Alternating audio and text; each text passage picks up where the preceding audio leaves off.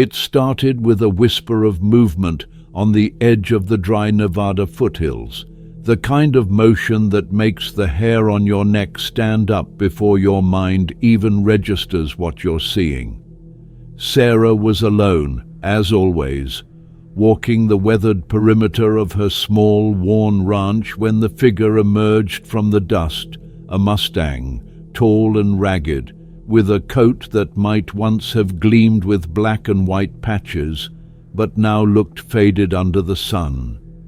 He stood utterly still, just beyond her fence, eyes locked onto hers with an intensity that rooted her to the spot.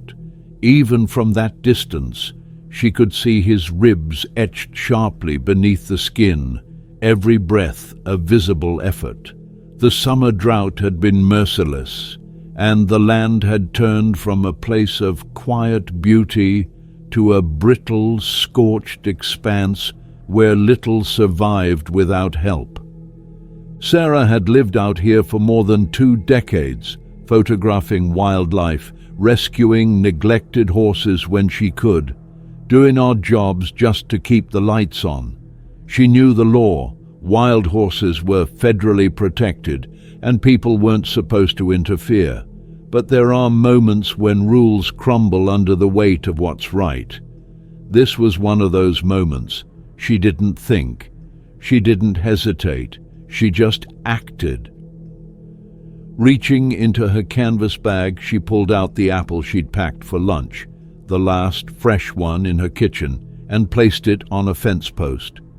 Then she stepped back, hands visible, voice low and steady. "It's yours if you want it," she murmured. "That's all I have." The stallion didn't move at first. He just stood there, nostrils flaring, muscles taut, as if deciding whether this was a trap. Wild horses don't approach humans. They spook at the faintest scent of us, vanish into the hills with the lightest footfall. But hunger, real, bone-deep hunger, can override ancient instincts. And perhaps something else was at work too, something harder to name. He stepped forward, carefully, slowly, every hoof placed with deliberation. His eyes never left Sarah's. It felt like a test, one she had no way of passing except by staying completely still. Finally, when he reached the post, he paused. Then, with a gentleness that surprised her, he took the apple in his teeth and chewed it in 2 swift bites, the sound of it loud in the stillness. Juice dripped down his chin, and for the briefest second he seemed grateful, not just relieved or satisfied, not just eating to survive, grateful. He didn't bolt when he finished. He stood there watching her, ears tilted forward, as though he were waiting for something more. Sarah had worked with horses long enough to understand body language, to read fear and curiosity and defiance. But this was different. This wasn't just a wild animal reacting to a meal. This was communication, intentional, mutual. His gaze didn't flick or shift. It held hers with unnerving steadiness, as if he was trying to say something or waiting to see if she would. "You're not like the others," she said quietly. "You've seen things. You've lived through something out there." He gave a low snort, not of fear, but something almost resembling amusement. Then, with a flick of his black mane and a final glance, he turned and trotted back into the open desert, vanishing behind the next ridge as quickly as he'd come. Sarah stood motionless for a long time after he disappeared, the scent of apple still lingering in the air, the fence post slick with juice. She should have felt foolish, maybe even scared. Instead, she felt watched, not in a threatening way, more like she'd just been weighed, measured, and, for reasons she couldn't understand, chosen. She didn't know then what the morning would bring, or that this fleeting encounter would spark a chain of events that no wildlife expert, no historian, no scientist could ever explain. All she knew was that something unexplainable had passed between them. A gesture, a gift, a moment suspended in time, and though she had returned to her house like any other evening, there was a restless hum in the air, like the land itself was holding its breath. The storm rolled in quietly overnight, carried on the kind of low, shifting wind that whispers through dry brush and curls under doors. Sarah had fallen asleep to the rare sound of rain tapping steadily on her tin roof, a lullaby she hadn't heard in months. The drought had left everything bone dry, cattle troughs cracked, creeks emptied to gravel. Even the air tasted of dust. But that morning there was a different scent in the breeze. Earthy, clean, like the land itself was beginning to exhale after holding tension for too long. She stirred early, wrapped in a worn flannel robe, her bare feet brushing the cold wood floor as she shuffled into the kitchen and poured herself a mug of coffee. Steam rose in lazy spirals, blending with the faint fog pressing against the windows. For a moment, it was just another slow morning on the edge of nowhere, until she heard the sound. It was soft at first, a thud, then another, measured, repeating. It wasn't the wind knocking a loose shutter or the rhythmic drip of rain. It was deliberate, a sound with weight behind it. Someone, or something, was knocking at her door. Her spine stiffened. Out here, unannounced visitors were almost unheard of. Her closest neighbor lived 8 miles away, and she hadn't seen his truck in weeks. No one came out here unless they had a reason. Setting the mug down, she moved toward the front of the house, every footstep cautious, controlled. Her hand reached for the latch, then paused. A gut feeling, cold and insistent, told her to look first. She eased over to the side window and pulled back the curtain an inch. What she saw on the other side made her entire body freeze. The Mustang, the same pinto stallion from the day before, stood on her front porch, his black and white coat darkened by rain, his mane dripping across one eye. His head was low, ears forward, his body still and strangely calm. But what stopped her breath wasn't just the horse, it was what lay at his feet. Something rectangular, leather, heavy with water and dirt. A saddlebag. Her mind raced, searching for logic where there was none. Saddlebag? Out here? Had someone dropped it, lost it? But how would a wild horse come to possess it, much less carry it to her doorstep? And why? She backed away from the window slowly, her heart pounding in a deep, slow rhythm that matched the rainfall overhead. This wasn't normal. This wasn't explainable. But neither was the connection she'd felt when they first locked eyes the day before. And that same feeling was back now, thrumming in the air like tension before a lightning strike.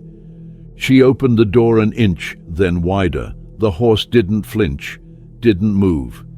He stood as though rooted there, as though waiting for her. For what, she didn't know. His eyes, dark and alive, never left hers. A wild horse at her doorstep would have been unthinkable on any other day. But there he was, and he wasn't alone. The saddlebag looked old, cracked at the edges, one strap broken, the leather warped by years of weather. But it was unmistakably human, and it hadn't arrived there by accident. The stallion pawed once at the porch boards, not aggressively, almost like a gesture, a nudge. Then he lowered his muzzle and pushed the bag gently toward her. Sarah's breath caught in her throat. Everything about his behavior felt intentional, not a fluke, not random chance. This wild creature had sought her out, had carried something to her, had come back through the rain, across miles of open terrain, to deliver it. She stepped forward, slowly, crossing the threshold, but keeping her distance. Her eyes darted between him and the saddlebag. "What is this?" she whispered half to herself. "Why bring it here?" He didn't answer, of course, but he didn't leave either. He watched, waiting, like he knew she hadn't yet understood what he needed her to see. Kneeling carefully, her knees grazing the damp wood, she reached out and touched the leather. It was colder than she expected, heavier. Her fingers traced over faint markings, barely visible under the mud. Letters, initials maybe, once stamped deep into the hide, now almost erased by time. Her thoughts spiraled as she lifted the bag, feeling its weight shift, something solid moving inside. Her instincts as a photographer, a documentarian, kicked in. She had to know what was inside. She had to understand why this horse, this wild animal, had brought it to her of all people. Behind her, the rain softened to a mist. The air seemed to still, and as she looked up once more at the horse standing silent on her porch, she felt the unmistakable certainty settle into her chest. This was the beginning of something larger than she could comprehend, something ancient and new at the same time. This wasn't just an animal looking for food. This was a messenger, and the message had only just arrived. Sarah stood motionless for a moment longer, the damp leather saddlebag cradled in her arms, raindrops still clinging to its surface. The Mustang didn't move. He simply watched her, eyes steady and unblinking, as though he were waiting for her to understand something she couldn't quite grasp yet. The air was thick with quiet tension, the kind that settles just before something important is about to be revealed. Slowly, she turned back inside, stepping over the threshold with the bag pressed against her chest, closing the door behind her without looking away from the stallion until the last possible second. Even then, she could feel him there, not just as a physical presence, but something more, like the echo of a decision she hadn't fully made. Inside, the house was dim, the overcast sky casting long shadows across the wooden floor. She placed the bag gently on her kitchen table, hands trembling slightly as they released the straps.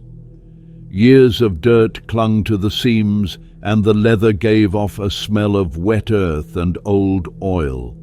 One of the buckles was broken, the other nearly rusted through, and the stitching along the sides had begun to unravel.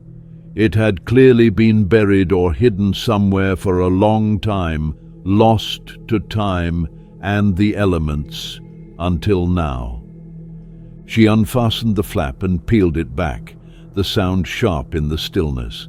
Inside, everything was wrapped in what looked like oilcloth, brittle with age but still mostly intact. Her fingers moved cautiously, peeling the layers apart, and with each fold her sense of disbelief grew. At first she saw what looked like a worn journal, thick, bound in cracking leather, the edges darkened with moisture, but the cover still readable. Beneath it lay a bundle of photographs, the corners curled and stained, and tucked underneath them, a small, intricately carved wooden box, no larger than her palm. Her breath caught as she gently opened it. Nestled inside were several small, dull, irregular nuggets. She didn't need to be an expert to recognize what they were: raw gold. The weight of it, the cold metallic glint, the unmistakable reality of something incredibly valuable now sitting on her kitchen table, delivered by a wild Mustang in the rain. But that wasn't what made her heart race. It was the name etched faintly into the journal's cover, a name from local legend, Dr. Thomas Blackwood. Her fingers froze, hovering just above the lettering, barely daring to believe. Blackwood had been a geologist in the late 1800s, a figure half remembered in the region's history books and barroom folklore. He had vanished over a century ago, along with tales of a lost expedition, rumors of hidden gold, and whispers of a hidden valley he'd stumbled across. Most people thought he'd perished in a flood or gotten lost in the mountains. No one had ever found a trace of his work, no one until now. Sarah's mind was a whirl of questions. How had this ended up here? Where had the Mustang found it?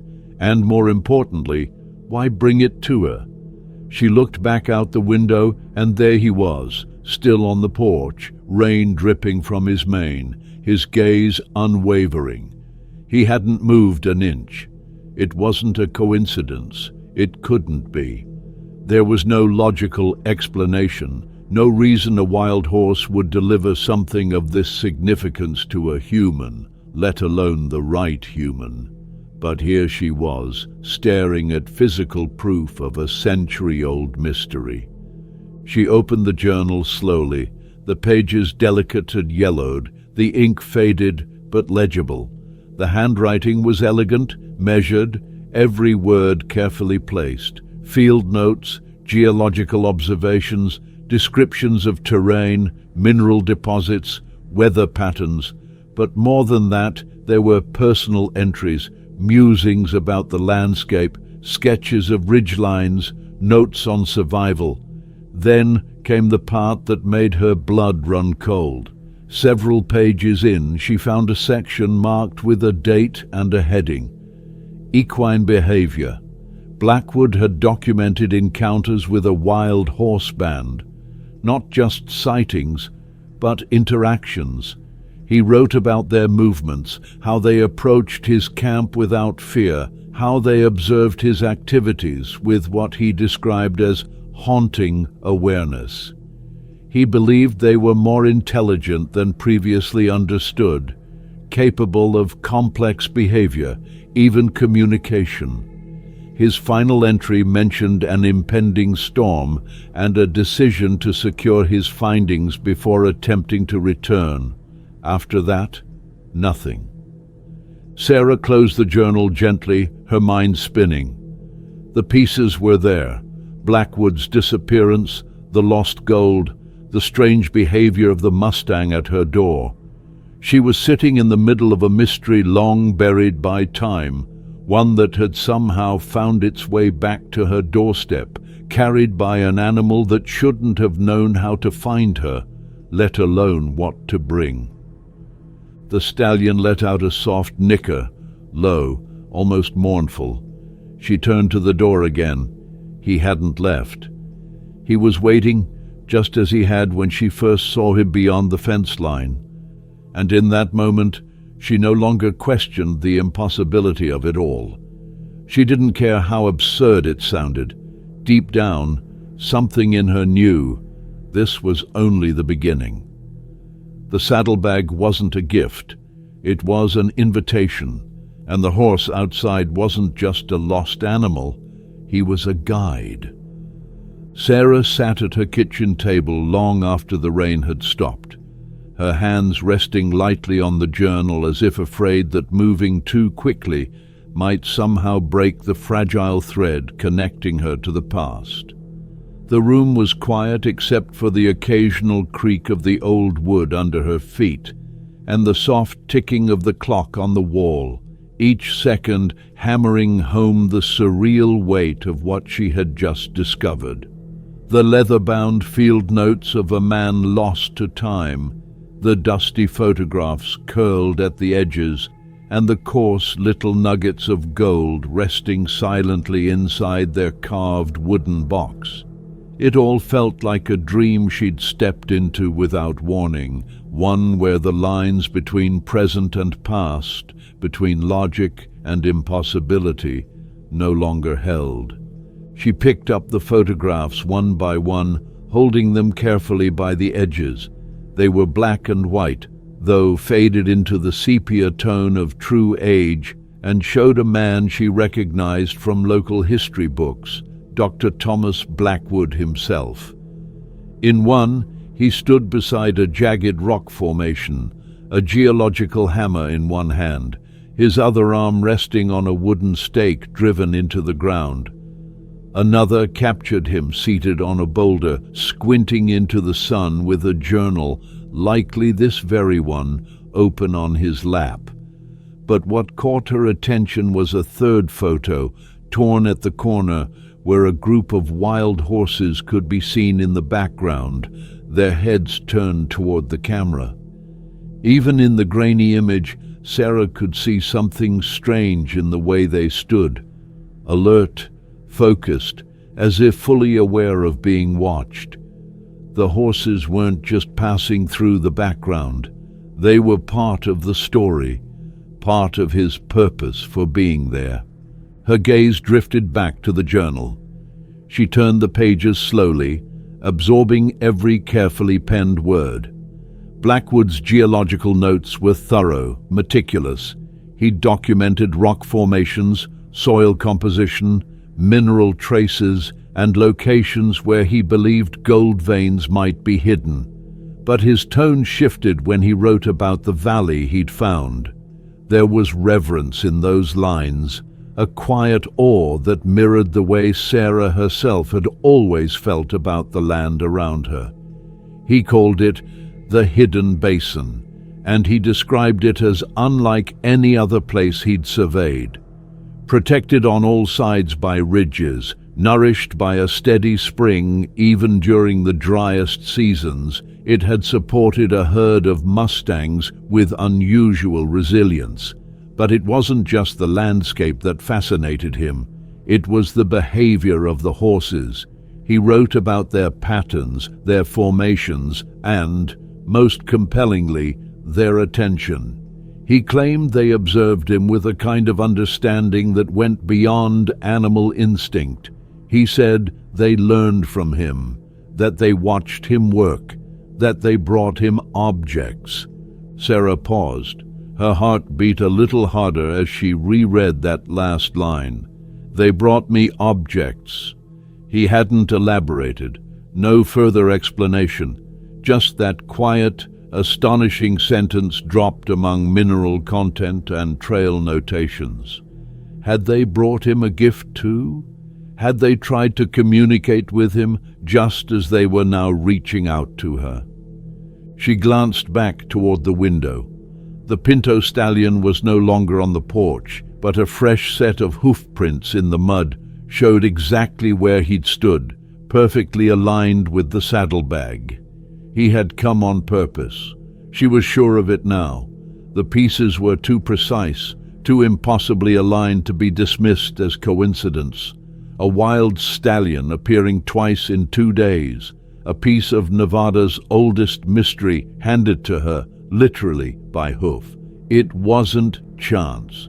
It was intentional, and that raised even deeper, stranger questions. If this was a message, what was she meant to do with it? Follow it? Decode it? Protect it? She flipped again through the map Blackwood had drawn, now fully spread out on the table.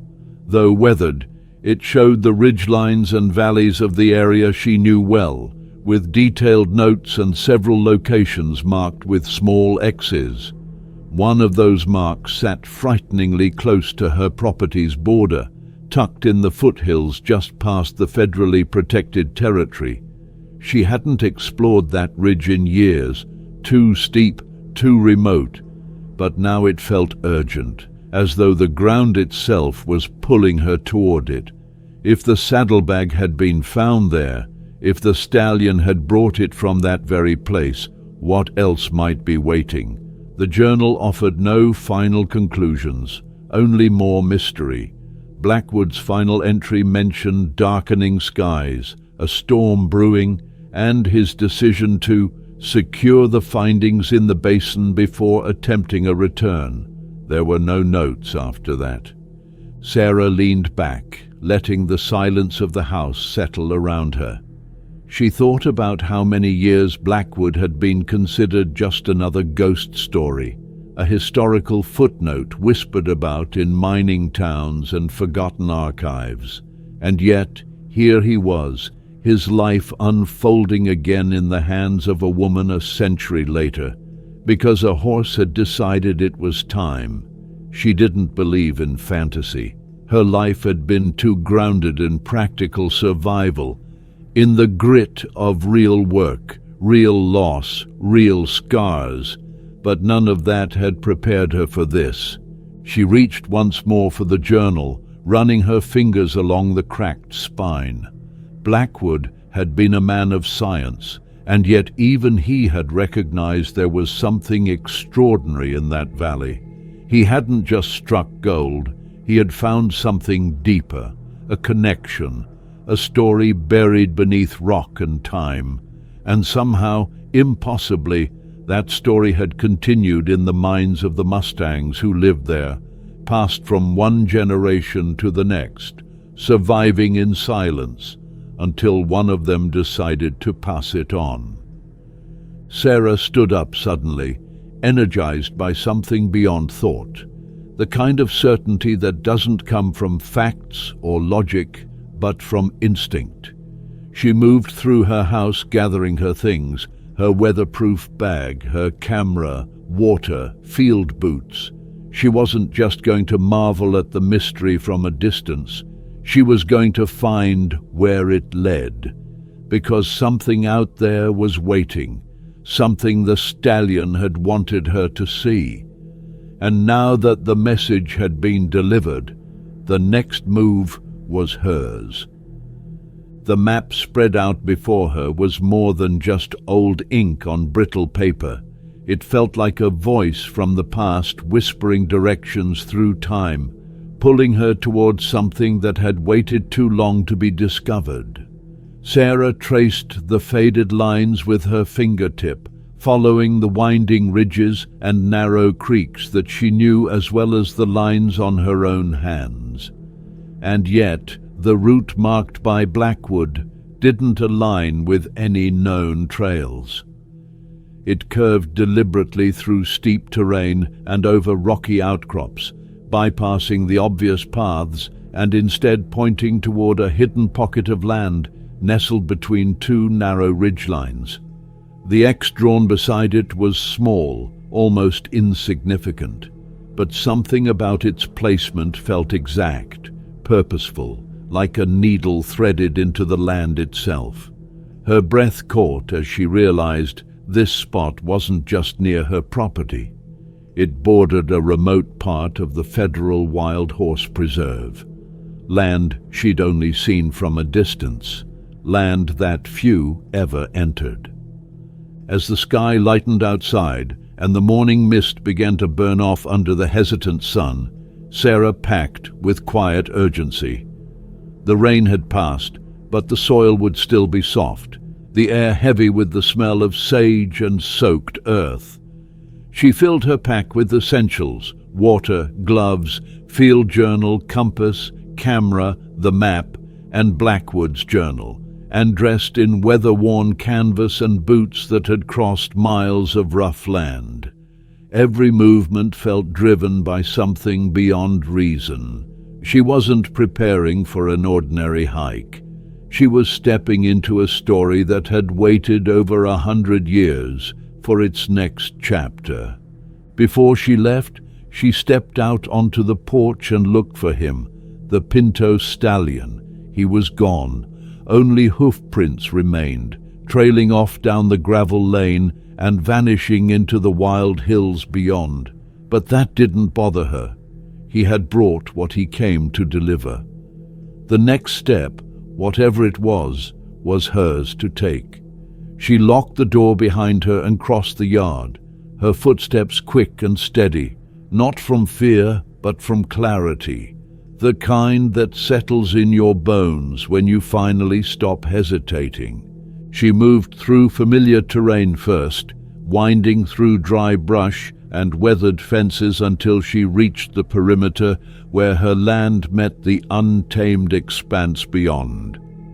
The line dividing private property from protected wilderness wasn't marked by anything physical, no wall, no gate. But Sarah had always respected it, treating it as sacred ground, and now she was about to cross it. Her hand paused briefly at her hip, brushing against the folded map, as if asking permission. Then, with a deep breath, she stepped over the invisible boundary and into the territory of the wild. The land changed almost immediately. The open fields gave way to rising stone, sloping upward in layered shelves, the ground strewn with loose shale and knotted roots. Birds called overhead, hidden in the high limbs of wind-twisted trees, and far in the distance the faint, rhythmic sound of hooves echoed once before fading into silence.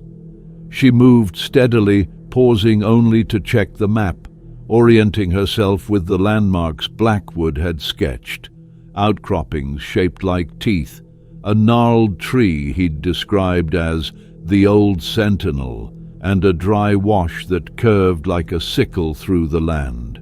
She passed them one by one, each confirmation a thread weaving the past and present closer together. Time blurred as the sun crept higher. Hours passed. The trail became steeper, narrower, and more concealed. This place wasn't meant to be found by accident, and yet every turn felt guided, as though invisible hands shaped the trail, one that Sarah could now see had been walked before, by Blackwood perhaps, and by the Mustangs who had never forgotten. Eventually she crested a rise, her breath ragged, sweat dampening the collar of her shirt, and froze. Below her stretched a hidden valley. It was smaller than she expected, maybe no more than a few acres across, but it was unlike anything surrounding it. While the hills around were still pale and cracked from drought, the basin below was green, thick with bunch grass and flowering shrubs, a ribbon of water curling lazily through the center. A few wild horses grazed there. She counted 6 at a glance. They looked up as she appeared on the ridge, but none bolted. None even stepped away.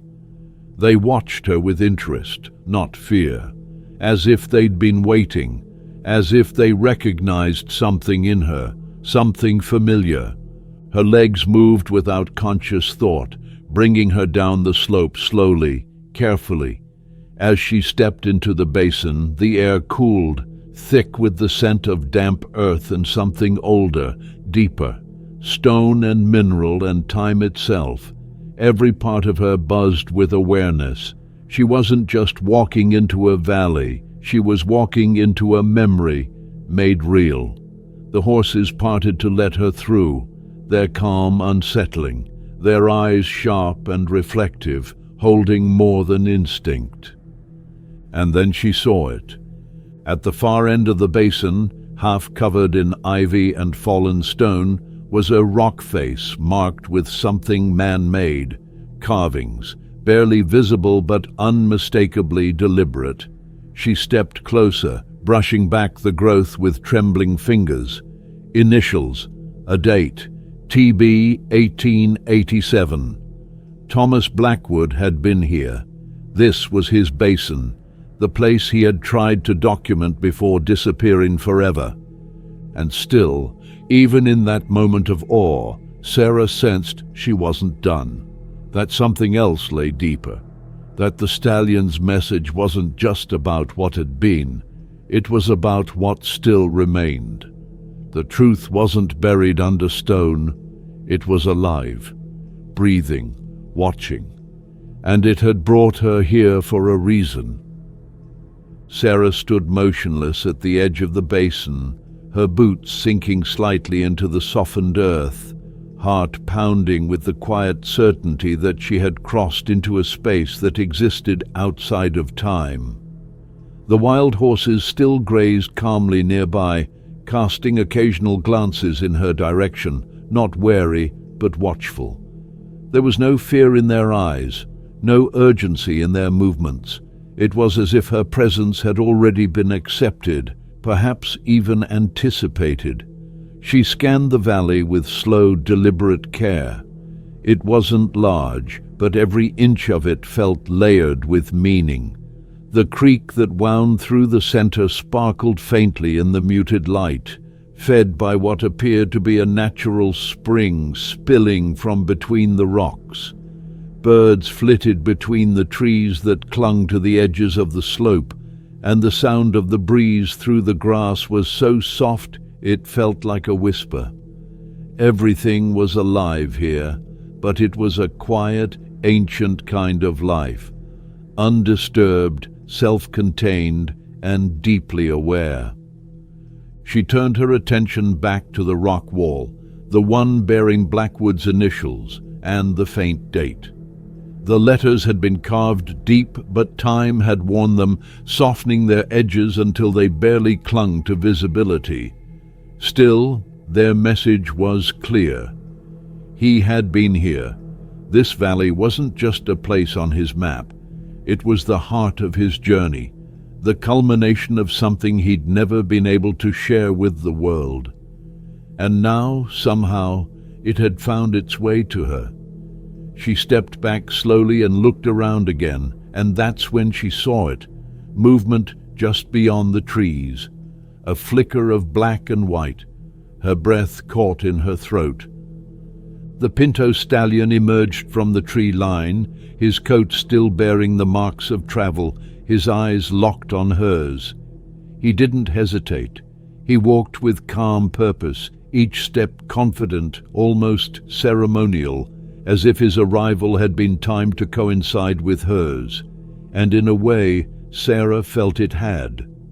They were connected now, bound by more than just coincidence. She didn't speak as he approached. She didn't need to. There was something about him, something ancient and knowing, that silenced any need for words. He stopped a few feet away from her, dipping his head slightly, not in submission, but in acknowledgement. She nodded back, struck again by the deep, almost human intelligence in his gaze. He turned then, slowly, and began to walk across the valley, following the creek. Sarah didn't hesitate. She followed, her feet moving of their own accord, each step bringing her deeper into the landscape that had remained hidden for so long. The stallion led her along a narrow path that twisted through the rocks, then widened near the far end of the valley. He paused beside a formation of stone and earth where the slope had collapsed in on itself long ago. Fallen timbers jutted out at odd angles, half buried beneath layers of soil and moss. At first glance, it looked like the remnants of a small landslide, but the beams were shaped by hand, the angles too precise to be natural. This had been a structure once. A mine entrance, maybe, or a shelter. Something man-made, now swallowed by time and nature. Sarah crouched beside it, brushing away loose dirt, revealing more timbers and a gap just wide enough to suggest an entrance. Her pulse quickened. This was where Blackwood had come. This was where he'd last written in his journal, the place he'd meant to secure before returning, a return he had never made. The Mustang stood close by, watching her intently. He pawed once at the ground near the entrance, then stepped back. It was so deliberate that Sarah felt a chill run through her. He wasn't just showing her where to look. He was pointing at it, urging her forward. She didn't force her way inside just yet. The entrance was unstable, and she'd need proper tools and safety equipment before she could explore it. But even from here, she could see the edges of something just beyond the collapsed opening. A glint of something metallic, the edge of a crate or tool maybe. She snapped a few photos and made careful notes in her journal. But more than anything, she simply sat in the grass, trying to absorb the enormity of what had just unfolded. The stallion remained nearby, grazing quietly, occasionally lifting his head to glance at her, and it was then that a realization took root. This wasn't a one-time event. This wasn't just about finding Blackwood's lost site or solving a historical mystery. It was about understanding the relationship that had existed between this land, these horses, and those who had come before her. Blackwood had seen it. He'd written about it, even if only briefly, and now she was living it. There was a thread of continuity running through the decades, a kind of knowledge carried not in books or maps, but in memory, passed down not by people, but by the horses themselves. Sarah felt the weight of it settle onto her shoulders, not as a burden, but as a responsibility. She hadn't just stumbled upon a lost valley or a historical relic. She had been brought here, chosen in some strange, silent way by an animal who had watched her, judged her, and decided she was worthy. And as she looked back at him, this Mustang who had knocked on her door and turned her world upside down, she knew with absolute clarity that he would lead her even further. There was more to uncover, more to understand, and the journey had only just begun. Sarah returned to the valley the following morning just after sunrise, the sky painted in soft strokes of amber and rose as the first light filtered through thin bands of mist clinging to the ridge. She had barely slept, her thoughts looping through the images and discoveries of the day before, the journal entries etched into her mind as vividly as the hoofprints that had led her here. The old mine entrance had haunted her dreams, not as a place of danger but as a doorway, one that had waited more than a century to be reopened. Now, as she crossed the same slope the Pinto stallion had guided her through, her heart carried a new rhythm. It wasn't curiosity alone driving her, it was something deeper, a sense that she had crossed into a story that had always been meant for her, even if she was only just beginning to understand it. The valley was as still as before, its silence stretching wide and warm beneath the early morning sky. Dew clung to every blade of grass, catching the sunlight in tiny flashes, and the creek murmured softly in the distance. The horses were there, grazing just as they had been. She recognized them now, small distinctions in color, the placement of markings, the size of each foal or mare. They moved in gentle patterns across the basin, aware of her, but at peace with her presence. And then she saw him, standing atop a low rise near the old mine, the Pinto stallion watching her approach. She had half expected him not to be there, part of her thinking that maybe the previous days had been some elaborate trick of the mind. But there he stood, steady and still, as though nothing in the world could move him from his post. She approached slowly, offering the same quiet energy she had the day before. He responded not with movement but with presence, his body shifting subtly, his ears flicking toward her voice when she whispered, "I came back." He gave a low, soft snort, not unlike a sigh, then turned and began walking the same path as before, once again guiding her toward the partially collapsed structure beneath the rock face. This time she came prepared. She dropped her pack beside the entrance, pulling out gloves and a small hand trowel, ready to work cautiously and without disturbing more than necessary. The soil was loose where the rain had softened it, making it easier to clear the debris without forcing anything apart. Inch by inch she uncovered more of the wooden frame, revealing what was unmistakably the mouth of an old mine shaft, expertly braced and reinforced, proof that Blackwood had not only found gold, but had begun work here in earnest. The timbers, though aged and graying, had held up better than she could have hoped, shielded from the worst of the weather by the slope of the rock above. Her pulse quickened when she found a rusted lantern partially buried near the opening, and beside it a cracked leather satchel, its contents long gone, but its presence a confirmation of everything the journal had hinted at. She paused to take notes, sketching the layout and marking its position relative to the valley floor. But as she worked, she couldn't shake the growing awareness that the mine was only part of the story. She looked out across the basin, taking in the full picture now with fresh eyes. The valley wasn't just shelter. It was abundant in a way that bordered on miraculous, especially given the drought-stricken landscape beyond its natural walls. The water ran clear and constant, the grass grew lush, and the Mustangs, rather than migrating or struggling to survive like the other herds Sarah had documented, thrived. Their coats were clean, their movements fluid, their young strong and well-fed. Something about this place preserved them, sustained them, and had done so for generations. And yet it wasn't just the land, it was the connection, the calm in their presence, the way they moved around her, not as wild animals, but as beings who held memory. Culture, even.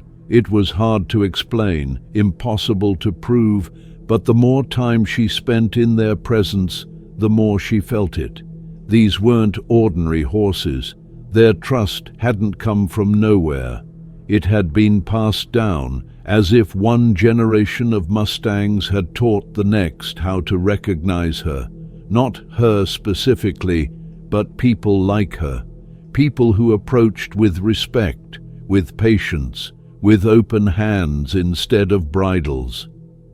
She walked slowly to the edge of the spring, where the water bubbled from beneath smooth rock, forming the beginning of the creek that fed the whole valley. Kneeling, she cupped the water in her hands and drank.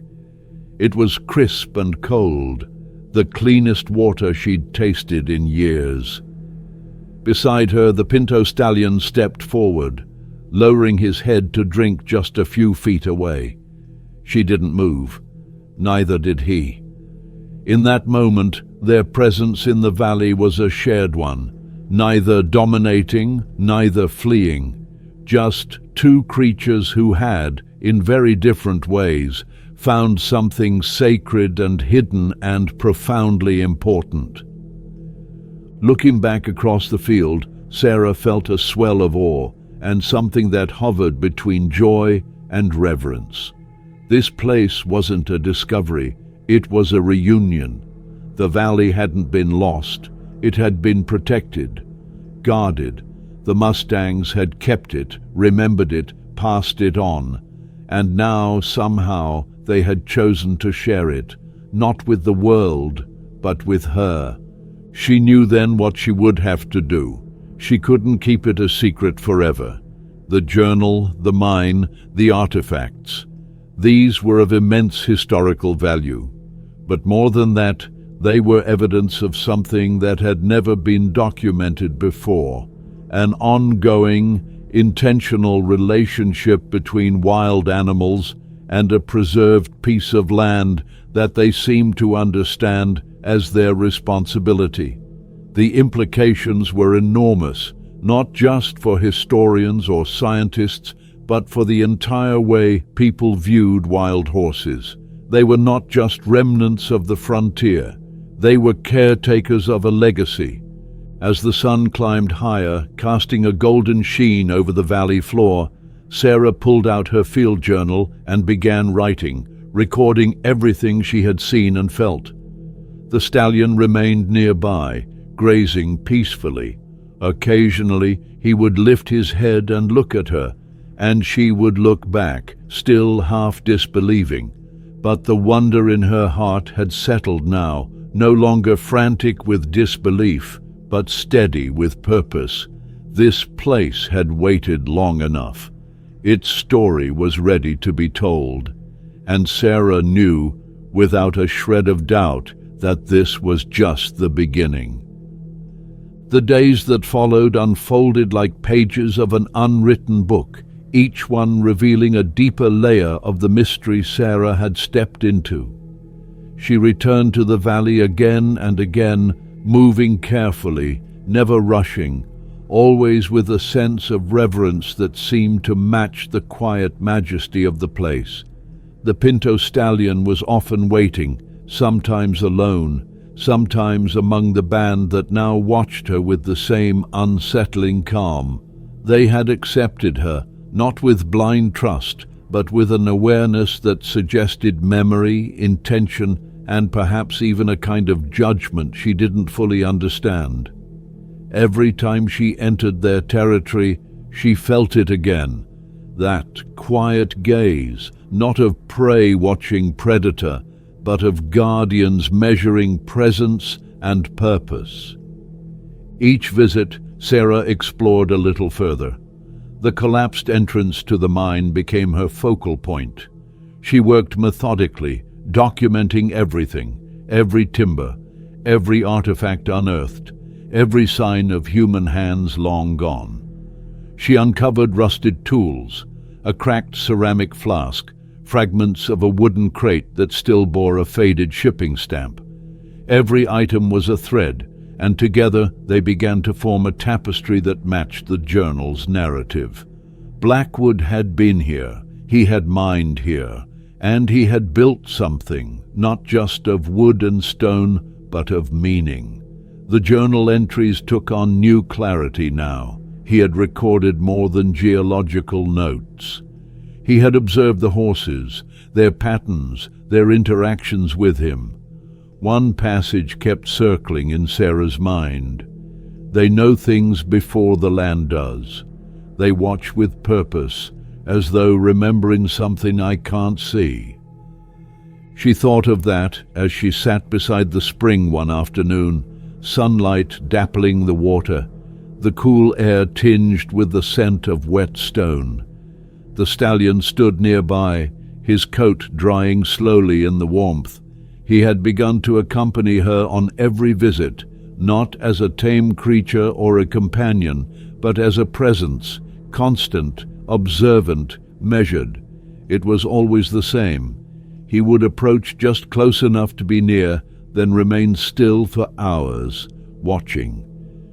She came to depend on it, that steady figure in the corner of her vision, that gentle sound of breath and hooves, and the occasional nicker that sounded more like a spoken word than an animal call. One morning, Sarah arrived to find him already at the mine entrance, standing over something lying in the dirt. As she approached, he stepped back, allowing her to see. It was another object, partially unearthed, as if the recent rains had brought it to the surface. A carved wooden box, smaller than the last, sealed with a metal clasp, its edges softened by time. She knelt and opened it slowly. Inside were carefully folded pages, wrapped in oilskin and still mostly intact. They weren't Blackwood's. The handwriting was different, bolder, more hurried. They appeared to be field notes, possibly from someone who came after him, someone who had followed the same path but hadn't made it into the official record. The notes described the valley, the horses, and what the writer called the enduring intelligence of the herd.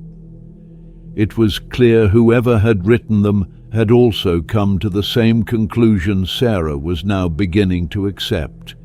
This band wasn't just surviving, they were remembering, teaching, choosing. The implications were staggering. If the horses had passed knowledge across generations, locations, people, dangers, even ways of interacting with humans, It suggested cognitive capabilities far beyond what science currently acknowledged. It wasn't just instinct, it was continuity, culture. And if that were true, it meant this wasn't simply a wild horse preserve. It was a living system of memory, preserved through the minds and behaviors of a species once thought to be untamable relics of a vanished era. Sarah sat long into the afternoon, the notes spread before her, the stallion grazing nearby as if nothing in the world were unusual about this moment. But everything was. The weight of what she'd found pressed down on her, not with fear, but with responsibility. She was no longer just a photographer or a caretaker. She had become a witness, a bridge, and now she had a decision to make. The historical importance of Blackwood's site was undeniable. The artifacts, the writings, the mine itself, they all had value that reached far beyond local folklore. But the real treasure wasn't gold. It wasn't old maps or long-lost journals. It was the living legacy carried in the eyes of the horses who had guarded this place for generations. She could bring in scientists, historians, journalists. She could tell the story to the world. But what would it cost? Attention meant intrusion. Exposure meant risk. And these horses, this valley, they had survived precisely because no one had known what lay here. Could that balance be preserved? Could awareness coexist with protection? As the sun began to dip behind the ridge, casting the basin in long golden shadows, the Pinto stallion walked slowly toward her. He stopped a few feet away, head slightly lowered, ears tilted toward her, as if sensing her thoughts. And in that moment, Sarah did something she had never done before. She spoke to him, not in commands or coaxing whispers, but in full sentences, as if speaking to an old friend. "I know what you've done," she said, "what you've protected, what you've remembered. I don't know why you chose me, but I won't betray it. I'll make sure they understand, that if they come, they do it right." The stallion gave a soft nicker, almost inaudible, and turned back toward the trees, his tail swishing once in the air before he disappeared into the deepening dusk. Sarah stayed there a while longer, surrounded by silence and the weight of a truth too large to carry alone, but too sacred to bury. She would reach out to those she trusted, people who could help without taking, who could study without disrupting. She would find the right voices to speak for what she had seen, because now there was no going back. The past had come forward through rain and hoof and time itself. It had knocked on her door, stared into her soul, and led her here not by accident, but by decision, and she had answered. 3 days later, Sarah stood at the edge of the valley with her heart pounding, not from fear, but from the weight of what was about to begin. She had spent the previous days preparing, not just physically, but emotionally, mentally, spiritually. She had gone over her notes again and again, memorized the terrain, studied Blackwood's map until she could see its contours with her eyes closed. But nothing felt quite as heavy as the decision she had made to bring others into the valley. For days she had wrestled with it, an invisible war between her duty to protect and her responsibility to share. This place had lived in silence for over a century, watched over by the horses and remembered only in whispers and lost journals. And now, because of her, that silence was about to be broken. She had contacted Dr. Eleanor Voss, an archaeologist she knew not just by reputation, but by her work. Someone known for treating historical sites with respect, someone who approached the past like it was still breathing. Sarah had told her only the essentials, a possible discovery tied to Blackwood's final expedition, a location that might hold both historical and cultural significance, a site within federally protected wild horse land. She had not mentioned the horse, not yet. Some truths, she felt, had to be revealed in layers, not all at once. Eleanor had agreed to come with a small team, just herself and 2 carefully selected assistants. No press, no government trucks, no noise. They would tread lightly. And now, as Sarah waited at the edge of the valley, she glanced again toward the trees, half expecting Finder to appear. She had begun calling the stallion that name in her notes. Finder. It seemed right. He had found her, found the journal, found the path. He hadn't returned since her last visit, but she didn't believe he was gone. He was watching, from a distance, deciding whether she had kept her promise. The sound of tires on gravel snapped her out of thought. The SUV rolled into view, slow and careful, stopping several yards away. Dr. Voss stepped out first. A tall woman with silver-streaked hair pulled into a low braid and eyes sharp with curiosity. Her 2 assistants followed, younger but equally focused. There were no wide-eyed stares or dramatic gestures. They approached with professional calm, their movements quiet, precise. Sarah appreciated that. She introduced herself, handed them her compiled notes and photographs, then gestured for them to follow her. They didn't ask questions right away. They simply listened. As they crossed into the basin, their eyes moved constantly, taking in the vegetation, the water flow, the rock formations. Dr. Voss paused frequently, crouching to examine a patch of lichen or a particular stone arrangement, her face shifting from analytical to something close to wonder. When they reached the mine entrance, partially excavated and now clearly visible, she knelt beside it, fingers brushing the timbers with the care of someone touching ancient bones. She asked only a few questions: how Sarah found it, how much had been disturbed, if any formal claims had been filed. Sarah answered simply. She'd found it while photographing wildlife. Nothing had been moved beyond superficial clearing. No, she hadn't filed anything yet.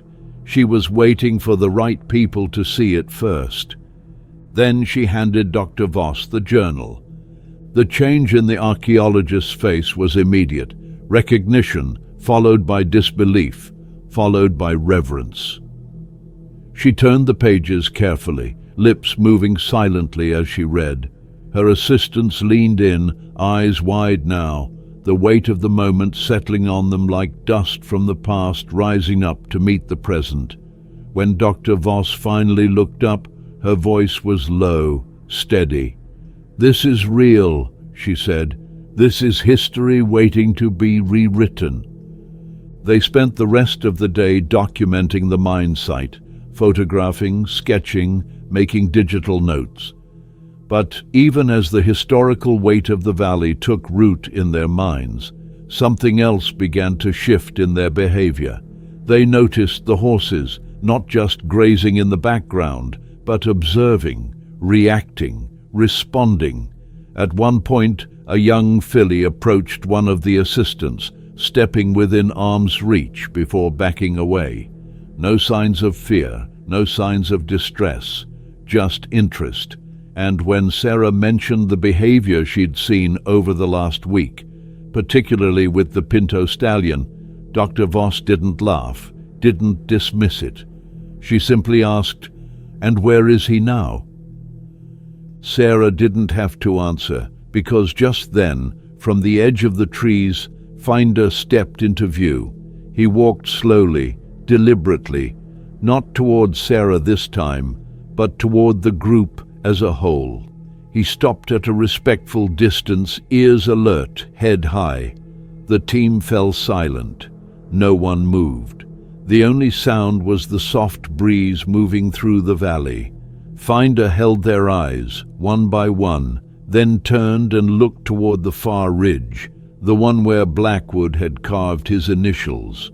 Then he looked back, and just like that, he turned and walked away. Dr. Voss exhaled slowly. That, she said, was not chance. That night, they camped at the edge of the valley, careful not to disturb the horses or their patterns. Sarah stayed up late, sitting alone beside the fire, the map in her lap, the stars overhead so clear it felt like the sky had been scrubbed clean. She thought about how much had changed in just a few days, how a single act, offering an apple to a starving Mustang, had opened a door not just into the past, but into a living story still being written. She didn't sleep much. Her mind was too full, not with anxiety, but with resolve. The valley wasn't a secret anymore, but that didn't mean it had to be exploited. What they had here was something more than historical. It was something that touched the boundaries of understanding. Intelligence passed down through generations, wild creatures choosing how, when, and with whom they shared their world. In the morning, Finder was waiting again. This time he brought something, a small object, wooden, worn, set gently at Sarah's feet. She picked it up carefully. It was a carved piece of timber, maybe part of a claim stake, with faded lettering almost lost to time. The word Blackwood could just barely be made out, etched by hand, likely by the man himself. She looked up into Finder's eyes, and without needing to speak, she understood exactly what he meant. This valley wasn't just a discovery, it was a legacy, and now it was hers to protect. Autumn arrived in slow ripples across the valley, each day painting the leaves in deeper shades of rust and gold as the sun cast longer shadows across the ridgelines. The air carried the faint bite of coming frost, but the basin remained green, vibrant, untouched by the season's sharper hand. Life thrived here in defiance of everything happening beyond the ridges. Sarah stood at the high overlook she'd come to think of as her watchtower, looking down into the hidden world that had opened itself to her only weeks before. Below, the Mustangs moved across the grass in their fluid, silent language, ears twitching, heads rising, tails flicking, no command spoken, but everything understood. And leading them, as always, was Finder, the pinto stallion whose eyes had once watched her from across a broken fence and who now carried a message she could no longer ignore. In the weeks since Dr. Voss's visit, the valley had shifted from a place of secret wonder to a delicate collaboration between history and protection. The research team had kept their promise. No large crews, no excavation machinery, no media vans or camera crews. Just careful, respectful observation and documentation. They had established a single-site permit, granted under special exception for scientific and cultural research, while the artifacts remained untouched unless absolutely necessary. All findings were recorded on site and left as they were, not out of negligence, but out of respect. Sarah had helped write the preservation proposal herself, standing before state officials and land management officers with the confidence of someone who had seen something she would never be able to fully explain in reports or data. She had spoken plainly, honestly, and with conviction. This wasn't just a site of historical interest. It was a living record of something science was only beginning to understand. And the footage had helped. The footage of Finder delivering the saddlebag, The images of him laying the carved wooden stake at her feet, the journal entries, the gold nuggets, the mine entrance. Yes, those had stirred curiosity. But it was the horse that changed everything. That quiet, deliberate interaction had gone viral when it reached the right circles, and public interest surged, not with demands for treasure, but with awe. For once, it wasn't exploitation that came knocking. It was wonder. Scientists from multiple fields began reaching out. Ethologists, cognitive researchers, biologists studying nonverbal communication in animals. Not one of them questioned that something extraordinary was happening, and Sarah made sure every inquiry began with the same condition. This valley belongs to them first, not us. The Bureau of Land Management, once cautious, even dismissive, had taken a different tone after seeing the footage and hearing Dr. Voss's early reports. What had once been seen as a stretch of unremarkable land now stood at the center of a groundbreaking revelation. The Mustang band in the valley wasn't simply surviving. They were exhibiting signs of structured behavior, tool interaction, interspecies memory, and above all, intentional engagement. Sarah's observations, coupled with those from the scientific team, began forming a profile of what some were already calling a cultural herd. The idea that non-human species could pass down behavioral knowledge across generations had been theorized in other animals, primates, dolphins, crows, but never so clearly in horses. And Finder was the key. He had become the subject of a detailed study, though never in captivity, never tagged or collared. The research guidelines Sarah insisted upon were strict. No invasive methods, no restraints, no attempt to domesticate or alter the animals in any way. If the horses engaged, they engaged freely. If they walked away, that was the end of it. And still, Finder came. Always on his own terms, always without hesitation, always with purpose. Sometimes he brought things, stones polished smooth by the creek, bones from deer long gone, pieces of wood carved with old markings. Sometimes he brought nothing at all but his presence. And that, more than anything, had become the real story.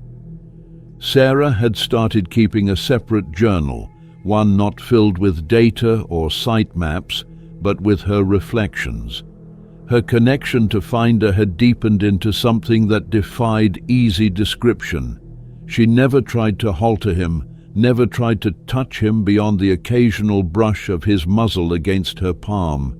He remained wild, fully and beautifully so.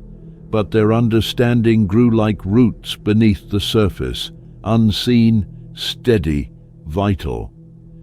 There were mornings when she would wake and find him waiting just outside her porch, hooves resting on the boards, eyes watching the horizon.